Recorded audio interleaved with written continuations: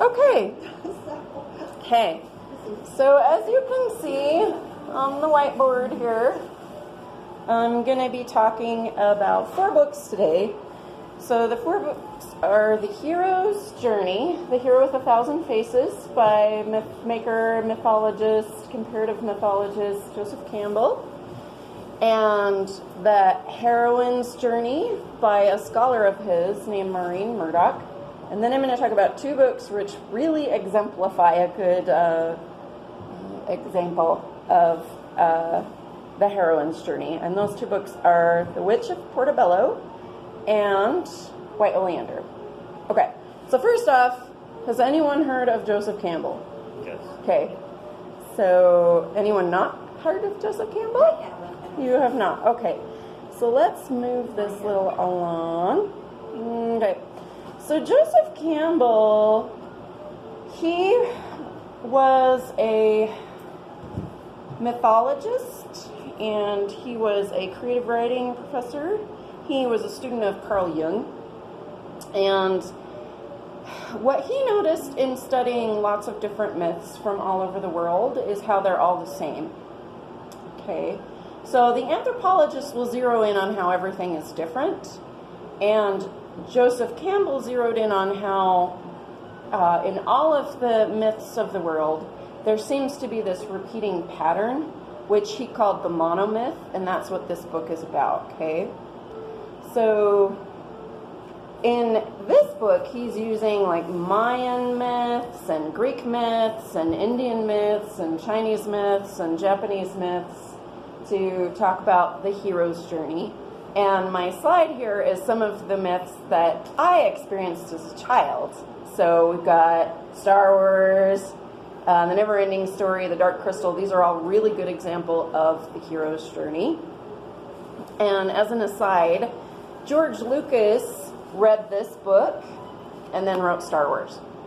Okay, so he got all of the ideas for the original 3 Star Wars from this. So he basically wanted to tell the hero's journey in space and came up with Luke Skywalker and Darth Vader and his father and all of that. So I didn't really grow up with much religion in my household. My religion was these movies, you know.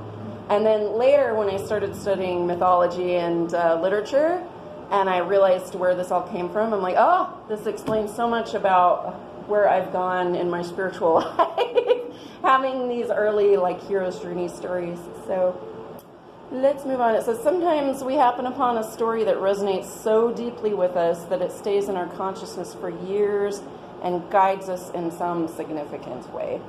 And that is the hero's journey. Joseph Campbell says, humans create meaning through stories. We are story-making machines. So what are human beings really good at? Dolphins are good at swimming. Cheetahs are good at running. Humans are really good at making stories. That's what we do. That's how we make sense of the world, is through all of these stories and symbols. So here's Joseph Campbell, the mythographer. And so I highly recommend this book. It's a really good example of, well, it is his work, obviously. And then there's a handful of books and documentaries about him as well. You can pick up at any of the libraries. So if you're curious about the hero's journey, there's tons of things out there. But essentially what he noticed and what he writes about in this book is the hero's journey, which is there's a person in a story, whether it's like the Hopi twins or, you know, Odysseus. And there's a call to adventure, okay? So the world is calling you to do something. And it is almost like zeroing in right on you. It's like this phone ringing for you. And you can ignore it, but eventually it's going to get you. So that is the call. And in a lot of the traditional myths, there'll be some imperative, like they're going to war, or there's some monster that needs to be slain, or something like that.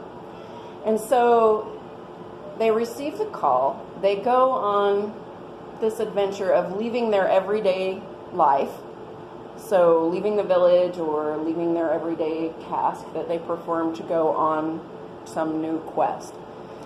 They'll typically meet some sort of mentor or helper. So this is like the wise old man, the wise old woman, or someone who has special knowledge that they're going to impart to the hero.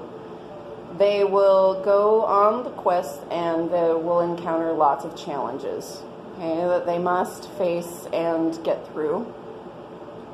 So the challenges bit is often referred to as slaying the dragon. So you will encounter something that is like a dragon, some horrible, horrific thing that's really scary that you must conquer. And in the Jungian context, your dragon is often the shadow aspect of yourself. So if they're like, and I'll get more into that in just a minute, I'm getting ahead of myself. There will be some sort of ordeal, and it will often result in the hero's even death and possible rebirth. So like you'll even see this like in Harry Potter. Harry Potter's a really good example of the hero's journey. Then from that ordeal, there will be some sort of transformation and then atonement, or I often like to think of this as the moment where you take all of the information that you have received on your journey and through your trials, and then you return home to the ordinary world with new knowledge. Okay? So this is what he refers to as the monomyth. You see it over and over and over again in pretty much all of our stories. There are variations on it, but essentially it's all the same story. So the monomyth, the big myth, the uniting myth is the hero's journey, okay? So, let me move forward here. Okay, so here's some examples of heroes in our classical literature. We have the Buddha, we have Isis, we have Athena, we have Jesus, Joan of Arc. These are all classic heroes or heroines. Here's some in our contemporary fiction. Luke Skywalker, Katniss Everdeen, Harry Potter. So, and then here are some contemporary heroes in real life. I picked Maria Montessori because if you know her life story, it's pretty epic. Martin Luther King and Malala and many, many others. They're people who, have to go step outside of their ordinary life because there's some challenge that they personally have accepted, and then they bring new knowledge to the world with their experience. So that's the hero's journey in a nutshell. It's pretty brief, but I'm trying to keep this all within an hour. So I'm going to pass this around if you guys want to take a look at it. And does anybody have any questions about the hero's journey at this juncture? Ryan? I'm just looking at the pictures. Yeah? Yeah, I'm not going to like this book because I don't have pictures. Well, so there's another one. He did like a lecture series on PBS in the 80s. Yeah. And then it's called The Power of Myth. And then they did a book version of that as well. So this is after that? Yeah. Mm-hmm. Oh, no, the Hero with 1,000 Faces was like the thing that kind of made him. And then they did, and then Star Wars happened, and then he was on the map, like outside of academic circles, and then PBS interviewed him, and then, so my husband's a writer, and then I have some friends who are filmmakers as well, and there's all these books that have been written about the hero's journey of like how to tell a really good story, or how to make a compelling film, and it's like it's amazing that he came up with this thing because it was the first time that it had ever been done, but since then it's sort of been used as like a paint-by-numbers kit of how to tell a really compelling story that like gets right down deep in people's psyches. Yeah, but I feel like a little bit that where, he had to read all of these epic myths in order to like start to see this pattern. Mm-hmm. And I think the same thing with musicians happens, where it's like, you hear a 1-4-5 just straight for your whole life, and you're like, okay, it's still good, it's important to do that, but we need variations on that. Right. Yeah. So it's like you can make a compelling Hollywood blockbuster if you do the paint by numbers, but it's not going to be like one of the great films either. Yeah, that's like, true. Yeah. There's a degree, you don't want to stray too far, but you also don't want to innovate too much. Right. So I think like you want to kind of like breathe a new life into an old tale, typically. Like this is an aside, but my husband really likes Shakespeare, and we were talking about how he actually only wrote 2 original ideas in his whole career. The rest were all just him retelling old stories, but in a new way. And so, like, if you want to come up with something really innovative, then you can use sort of this formula, but like put your unique spin on it. Maybe. I don't know. Hello. So I really like Joseph Campbell. I call him my Yoda all the time because he sort of is Yoda. Like when they were crafting Yoda, they were like using this like idea of Joseph Campbell and then like wedding it to sort of this old samurai master and like putting it in this little alien puppet, and that is Yoda. But I refer to Joseph Campbell a lot. You But said that this book that you felt reading it or studying this book was what you would recommend if you want to know how you want to be a good storyteller? I'm sorry, I what? kind of, a little bit have I would like to be able to do that for my grandkids. Yeah, I mean, it's great. I think there are even like children's versions of this out there, which I don't have readily at hand, but I swear there is. And so the reason why I think the hero's journey is really compelling just at an individual level is, okay, so yeah, there are these epic heroes that have to go out and slay the dragon and bring the elixir of life back to the community. And that's a big, huge, like, epic, writ large on the silver screen kind of tale. But you can take this same thing and apply it to your own life. So, like, for instance, I grew up in a really blue-collar household. And so for me, like, the call was I wanted to go to university. And everybody told me, oh, who are you? You think you can do this thing? And so that was sort of a challenge that I had to face.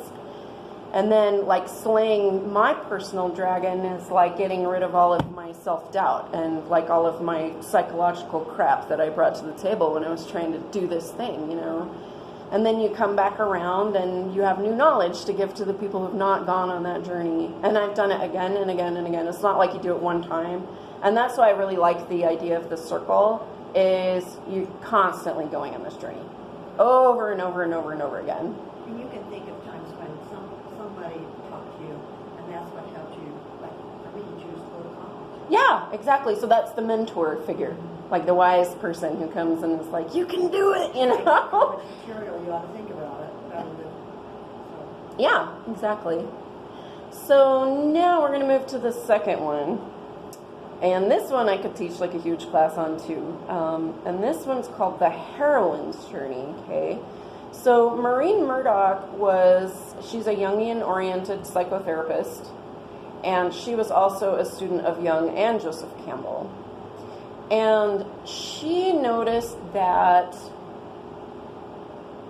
in the hero's journey, which you can apply to either gender, there was kind of a disconnect for her in like modern women's lives, okay? And she went and asked Joseph Campbell once, I think it was like in 1981, well, how does this apply to women? And in the old stories, women didn't necessarily have to go on the hero's quest because they already were who they needed to be. So in the old tales, there's kind of this idea that women don't have to go on some epic journey in order to prove their worth in the world. They already are that thing. I used to think, and I even said, Jesus wasn't a woman because women don't need a God. And because we already go through what's that thing that the Native First Nations people do, the sun dance. So, well, that's childbirth. You already go through that. Well, so what Joseph Campbell would say is in the old days, especially before like birth control or something like that, young men had to be tested in order to like have their own kind of sense of self-worth in the community.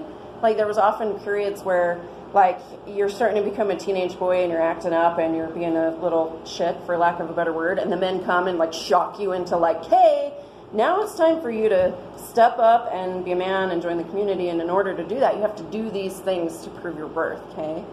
And in the old stories, women already were that thing. Like, your epic journey just happens to you because nature takes over. And you go from being a girl to a woman with a very marked event. And then from there, you are the life giver, you're the container of the culture. And so in the old days, women didn't have to go on these big quests, they just had to be. And in a lot of the heroes' journeys of old, like the thing that you had to become worthy of as a male was the female. Like, you had to actually be worthy to be with the woman, you know. But what Maureen was noticing is that since, you know, the Industrial Revolution has happened, and now we can all do very similar work, and there is such a thing as birth control, and now women are working and going to university and joining the military and doing all of these things, that we too can go on the hero's journey. And so she wanted to know, well, what is the female equivalent of that? And Joseph Campbell didn't really have a good answer for that, because what he studies is the myths of old. So she set about writing this book, and for me, I feel like in a lot of ways, and I know some people probably will not like it, but I feel like for our modern life as women, this almost should be like required reading, because we're pioneers in territory that has never been explored in the past. Like, we can't even ask our grandmothers or our mothers, well, what did you do? Because we live in a world that they did not live in. So we're like trailblazing pioneers here, and this, I felt like, was a really handy kind of like, here's some things you should be aware of. Okay, so what she noticed, moving on, oh, go back. Oh, hang on. Let me get it to go back. I skipped ahead. I don't know. Let's see. I just tried. Oh, the arrow keys, yeah. Okay, so here we go. Heroine's Journey. So, wake up. All right, let's try. Let's try the arrow keys, like Ryan said. Yep, thank you, Ryan. Okay, so what she noticed in her own life, and then also she's a therapist, and most of her patients are females, is that so though women can now join the sphere of worth, which is still very masculine in its makeup, what she noticed in a lot of her clients is that they would achieve these things and still feel like something is missing. Like, now I'm playing with the boys and I'm able to do everything that they do, and something is missing. And I'm having like a crisis of faith, a crisis of my personality. And so she came up with this, the Heroine's Journey. And let me read you just a tiny bit from the beginning so you can see why it is that she says, working as a therapist with women, particularly between the ages of 30 and 50, I have heard a resounding cry of dissatisfaction with the successes won in the marketplace. This dissatisfaction is described as a sense of sterility, emptiness, and dismemberment, and even a sense of betrayal. These women have embraced the stereotypical male heroic journey and have attained academic, artistic, or financial success, and yet for many the question remains, what is all of this for? Have any of you felt that before? Actually, I think that in itself proves, that you're doing all right. If you make a lot of money, that's another. There's something missing. There might be something missing, but you've got that big paycheck, and that is a verification of your work. Right. Mm-hmm. Well, and I think you could go so far as to say that, like, men in our culture experience that as well. Like, there's this desert of meaninglessness in all of our lives these days. And so, like Joseph Campbell says, like, how do you find meaning? It's like in service to others. So you can be hugely successful and still be incredibly unsatisfied unless you're in service to something larger than yourself. So, so she says, the boon of success leaves these women overscheduled, exhausted, and suffering from stress-related ailments and wondering how they got off track. This was not what they had bargained for when they pursued achievement and recognition. The image they held of the view from the top did not include sacrifice of their bodies and souls. And in noticing the physical and emotional damage incurred by women on this heroic quest, I have concluded that the reason they are experiencing so much pain is that they choose to follow a model that denies who they are. Okay? So this is the part where I feel, and this is just my personal opinion, but she kind of mirrors this in her book as well, is that the things we value in our culture are still masculine. Okay? My husband's a teacher, and though he is male, he is in the caregiving capacity, and teachers are some of the most undervalued and shit upon individuals in our society, as well as like nurses, people who care for the elderly. You know, anybody who's still in a caregiving capacity is like, yeah, well, you don't have some sort of quantifiable, we can measure your success, so you're not valued. Well, the great dragons of our age are all these, like, you know, like, go be a trader on Wall Street, go be a rocket scientist. Right. You know, not like, go slay the dragon of, like, you know, caring for the sick. Right. You know? Right. Yeah, and that's one of the most undervalued. Like, so I was watching, this is an aside, but I was watching this really fantastic movie the other night about Justice Ginsburg. Have you guys seen that? Yes, it's excellent. It's excellent. So there's this bit at the end where they're like before the Supreme Court justice, and this guy, so Justice Ginsburg goes and is defending this man who wanted to write off the caregiver he hired to take care of his mom. And back then the tax code was written that only like women could get that. So it was like based on gender alone, like a lot of these laws back then. And when she went to go challenge that, the guy who was opposing her was like, well, no one could foresee that some man would be taking care of his aged mother because that's something that would just be thrust upon him. And the implication was that women choose to take care of the elderly because it's such a fantastic thing that everybody's just wanting to do. And I'm like, no, that's like it's a hard, gut-wrenching. Takes care of the elderly as my main source of income. I can tell you that I worked 3 months at my current job before I got my first thank you from a resident. Yeah. 3 months. And so it's not all fun and roses. Right. It's like a really complicated, gut-wrenching, yes. You're crying your eyes out when a resident dies as you wash their body for their families. Don't have to see them covered in crap. Because, you know, we've divorced ourselves from death in our culture, too. You literally care for these residents like you're giving your entire heart to them, and it's such a thankless job. So yeah, that's the feminine is still not a... And so when she's talking feminine, she's not necessarily singling out gender, she's just singling out like different aspects of a person's personality and then like what is valued in the culture. So one of my biggest gripes with Hollywood is that they continue to, they're like, hey, we're gonna give girls strong female role models, and so how do they do that? They make all these movies where girls are like kicking ass. Yeah. And So super like overly sexualized. Superly male, yeah, overly sexualized and super like, I'm gonna go out and be like a badass Superman type. Like sexy, but also murders people. Yes. Yeah. Like I'm hot and I'll punch you in the face. Because let's be honest, we all do that on Yeah. a nightly basis.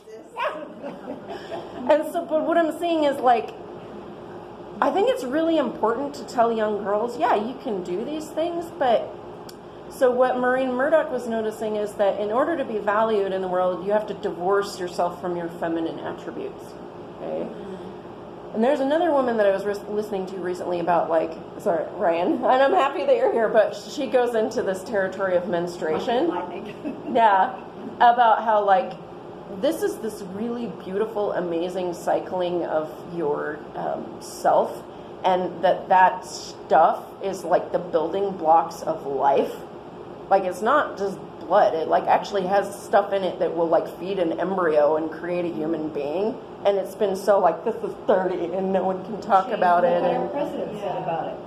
I don't even know. I don't listen to him anymore. So I couldn't believe it. I cried. That's the I cried lowest twice. low when he said that. For my own mental health, I have to divorce myself from our president. And Yeah, me too. I like am pretending it's all a bad dream. It's going to be over I soon. spent that the country would tolerate a man talking so disgustedly About something about that's something beautiful and female. well, and it's a part of your life as a woman. And, Like, and so part of like joining the culture is that we've had to like sort of put ourselves in stasis, right? So like we all know that when we're cycling, especially right before, we're kind of like a little bit messy in our emotions, and that's good because these are usually things that you've neglected that are surfacing for you, because the hormones kind of force you to like zero in on things that you are upset about but you've been ignoring, but you're still expected to just show up and perform like nothing is happening, right? And if you're cycling, then you better keep it hidden and make sure that nobody knows about it and things like that. So this is this whole like divorcing oneself from yourself as a woman in order to go on this heroic journey of joining society and having worth. And so what she noticed a lot of the time with her clients is that these would be like very successful women in the world. That they had gone to school, that they were lawyers, that they had all these things that they were doing just as well as the boys, and yet they had this sort of like spiritual lack. They were just feeling like, why am I even doing this? Like I'm sacrificing my whole life to this career and I don't really feel like I'm getting like the reward out of it that I thought I would be getting at a spiritual level, a psychological level. So it starts out with a shift from the feminine to the masculine. So this is where you start the journey. And then you go on the road of trials, which is going into academia, trying to join the military, become a nurse, doctor, whatever. And there's the people who are going to tell you can't simply for the fact of your gender or whatever. And then there's also just the trials of going on that journey, because it's not easy for anyone, no matter what your gender is. And then there's this illusion of success, okay? So you've made it. You've got in. You have that family practice, or you're a Marine now, or whatever. And then there's the descent, okay? So you're up on the top, and you're still like, okay, I've achieved this thing that I really thought I wanted, and now why do I feel so low? Are these like the doctors or nurses who we find out have like secret drug problems? Probably. I mean, they probably have those drug problems just because they're trying to cope with their daily life as like an ER doctor or something Hours. Yeah. And there's this fantastic video about the heroine's journey too. And if I post this video, I'll post a link to that as well, because there's this part in this video where they're like, oh, she's a mother and she's a lawyer and she does all this stuff, and how do you do it all? And that's like the thing you're supposed to be living up to, and it's like it's impossible. Like I think that's why, like especially here in Utah, even though like women still are like allowed to be in the homemaking capacity, you have to be perfect, right? Like you have to be happy all the time with a smile on your face and like cookies in the oven, and you've got these like gorgeous children with no snot on their nose and Dinner on the table. Yeah, dinner on the table and how was your day, honey? And like nobody can do that, right? Where was nobody? A spot like that there. Yeah. Well, and I think too, like you could even apply this to, oh gosh, I hope I'm not getting into dangerous territory with going into the LDS culture, but perhaps the illusion of success is you're this wife and homemaker and everything, and then you also have the descent of like, well, is this it? You know, because I've seen that a lot in a lot of my friends too. That like, it's so sad. I have this friend who has like 13 children, and she's like, you are such a happy mom, and like, how is it that you really like? She's like, I know that I should be, and I love my kids, but it just feels like you have a better connection with your kid. And I'm like, well, because I waited till I was in my mid-30s to have him, you know? I didn't have my oldest raising my youngest. Yeah, exactly. Right. So then the next step in the heroine's journey is a meeting with the goddess, okay? So this is one of the weirdest like parts of the journey for me. But I actually experienced this in my personal life before I even read this book. So like the meeting with the goddess is sort of a recognition that there's something incredibly valuable about the feminine that needs to resurface. And for me, that point was when I had my son, and it was a really quiet moment and yet huge, like in my personal life, of just like holding him and like caring for this little life and feeling like this is the most incredible thing I've ever done. Even though I've done all these other achievements and they were super cool for like a minute, like this deep like nurturing of life was like huge for me. And in that moment I went from thinking of like female role models as like the horribly flawed women in my family to this goddess image, like the mother, like Mother Earth, like the big nurturer, you know, like this importance of nurturing life. So in the Heroine's Journey, there comes this moment of like you go in the descent and you realize that being a super achiever is not where it's all at. And you recognize that there's something very valuable about the feminine that needs to resurface in everyone's lives and needs to be valued. So the next step in that is reconciliation with the feminine. And in this book, so there are two types of mothers in this book that she talks about, and I definitely recognize mine in here. And there's the one that's like, you can do anything and you should go out and do it and do as much as the boys ever did and you can achieve, and I encourage you to do that. Or like they've already done that, and so you as their daughter, you have to kind of live up to that image. Or there's the mother who, because she became a mother, like didn't do a lot of those things. And so she'll be like, don't be like me, go get a career, you know? So what that tells the daughter is there's something wrong with being a woman, you know? And that was kind of my experience. So to reconcile with that feminine aspect of like, this is important work, of like being the caregiver and the life nurturer, that was really just like amazing to me. And so she says that a lot of these women who are having this sort of illusion of success, like crisis of faith, what has to happen is a recognition that the feminine aspects of any individual need to resurface and be valued. And so then there's this reincorporation of the masculine in that, where you take your view of the feminine as being important, applying that to what you've learned as a person of value in our masculine society, and then creating union to present to the world. So it's an epic journey, right? There's a lot of psychological stuff here. So the Heroine's Journey, while it includes all of this like going out and doing and slaying the dragon stuff, it's more internal. It's more psychological. And, you know, as a psychotherapist, of course, that's what hers is going to be. But I'm going to read you the very end of the book, the very last thing that she says, and then we'll move on to the two books that I think are really good examples of this journey. Okay. So, she says, the old story is over, and the myth of the heroic quest has taken a new turn on the evolutionary spiral. The quest for the other, for title, attainment, acclaim, and riches, for one's 15 seconds of fame in the news, is no longer the goal. That misguided quest has taken too much of a toll on the body-soul of women and the cellular structure of Mother Earth and the feminine. Today's heroine must utilize the sword of discernment to cut away the ego bonds that hold her to the past and to find out what serves her soul's purpose for the future. She must release resentment towards the mother, put aside blame and idolization of the father, and find the courage to face her own darkness. Her shadow is hers to name and embrace. Woman illumines these dark, shadowy places within her through the practice of meditation, art, poetry, play, ritual, relationship, and digging in the earth. So there's a space where she talks about gardening as being like like getting back down into that sort of dark, womb-like places of the feminine, like in the earth.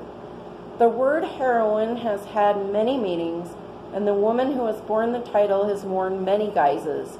She has been a damsel in distress, waiting for the rescue from the knight in shining armor, a Valkyrie riding on air, leading her troops into battle, an artist alone painting bones in the desert, a tiny nun healing the wounds of the poor in Calcutta, and a supermom juggling the briefcase and baby formula. I'll look at Sterling for a minute. She has changed the face of woman with each passing generation. The task of today's heroine as we approach the millennium is to mine the silver and gold within herself. She must develop a positive relationship with her inner man, with heart, and find the voice of her woman of wisdom to heal her estrangement from the sacred feminine. As she honors her body and soul as well as her mind, she heals the split within herself and the culture. Women today are acquiring the courage to express their vision, the strength to set limits, and the willingness to take responsibility for themselves and others in a new way. They are reminding the people of their origins, of the necessity to live mindfully, and their obligation to preserve life on earth. So if you want to read this book, it's really good. And my husband read this book too, and he really, really liked it. It helped him understand not only how to mine and cultivate the feminine aspects of his own personality, but also just to kind of have sympathy with what I'm going through. Because I tell him all the time, okay, you have to sort of shift what it is that you've always been expected to do as a male, but what I'm doing has never been done. There is no one I can talk to tell me what it is that we're supposed to do next. So that can be incredibly scary as a woman in the world right now. I had something really strange happen to me because I've always been really independent. But I'm trying to get into college and I want a scholarship. So I take this test and I won the Betty Crocker home econ.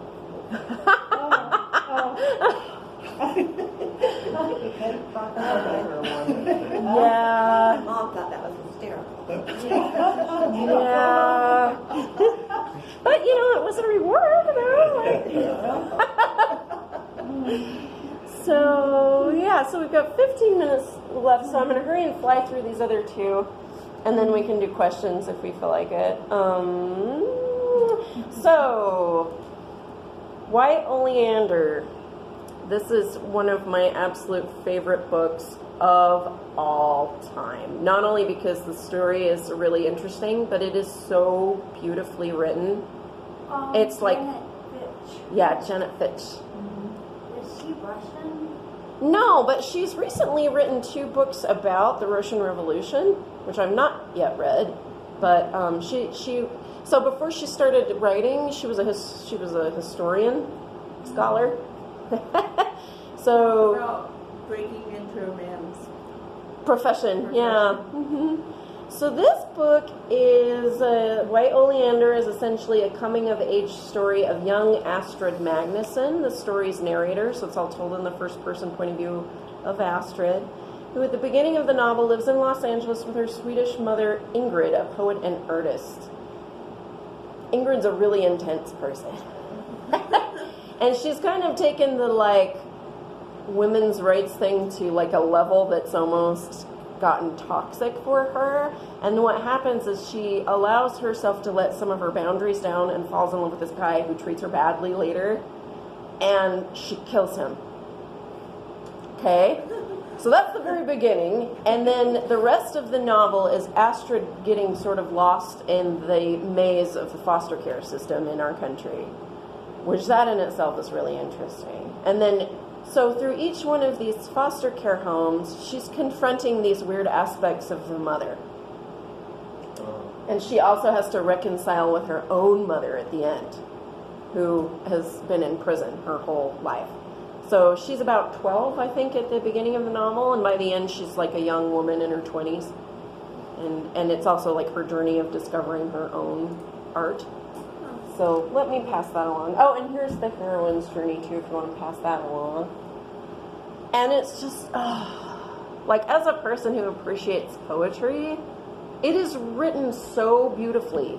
Every sentence is crafted in such a beautiful way that even though certain elements of this book are absolutely horrifying, it's written so pretty. They're wow, that's a horrible thing, but it's written so well. But yeah, so she has to reconcile with the feminine in that way. And this like meeting with the goddess thing is like she has all of these mother figures who are all horribly flawed in their own way. Like one of the first foster mothers that she goes to is like a recovering alcoholic. And then she goes to this lady who's just taking in kids to earn money. And like she becomes friends with like the prostitute across the street in that home. And then another one is like a mom who is super needy and she's kind of like using her as a crutch for companionship while her husband's away. And then there's her own mother who's like this Valkyrie from hell that's like, I will slay you if you hurt me, you know? And so she has to like use all of these wounded images of the feminine to reincorporate like a healthy aspect of the feminine within herself. So that's a great example. And then the last one that I'll talk about is The Witch of Portobello. It was by Paulo Coelho. I don't know if you guys are familiar with his work. He wrote The Alchemist. That was his big one. Yeah. But this one's actually my favorite book. So I really like The Alchemist, but I love this one because so much of what the protagonist goes through in this book is like there's so many parts of it that I'm like, oh my God, I've so been there. I've so been this person. So it starts out, the central character is abandoned by her birth mother. So again, this sort of abandonment from the mother goddess image in your own mom. And she gets adopted by this Lebanese couple in Beirut, like right before things went horribly wrong in Beirut. So then they immigrate to London. And then she goes through this journey of trying to reincorporate spiritual aspects of the feminine within herself. So she goes on a journey to look for her mom. She, in the beginning, is very, very religious. So she's like deep in the Christian culture and then has a break there. Like what happens is I think her and her boyfriend, they have a child together and then they're not getting along. And so they want to get a divorce. And the Catholic priest is like, you can't do that, you know. And so that was her break from that. And another thing that's really interesting about this book is it's told like a journalist. And it's all interviewing people about her. So you never actually get her viewpoint. You just get all these different viewpoints of who she was from all these different people who interacted with her. So she goes and learns calligraphy from a Sufi.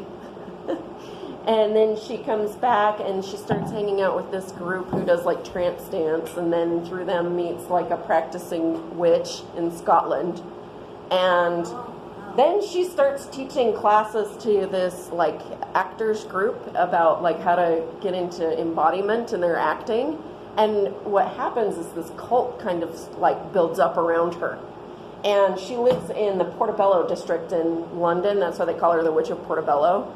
And it just gets out of hand. Like all these, like, so you've got these Christian groups that are like, she's a witch. And then these other people who are like, we love her. And then, so the book starts off like she's been murdered. And it's all these people talking about like what happened to get to the point where she like disappeared. It's so good. But her like journey of trying to like all these different avenues of trying to figure out who she is, like I so related to. So let me pass that around. So those are two great books that are really good examples of the heroine's journey. Almost every book that's ever been written on the face of the planet also can kind of exemplify the hero's journey. So it's really interesting to study the first two books because you'll notice like repeatedly every time you're watching a movie or reading a book, you're like, oh, here it is. Here's the path. And then it's just kind of like informative, like with your own life experiences. So those are my really quick, super brief synopses of these 4 books that I really love. Does anybody have any questions?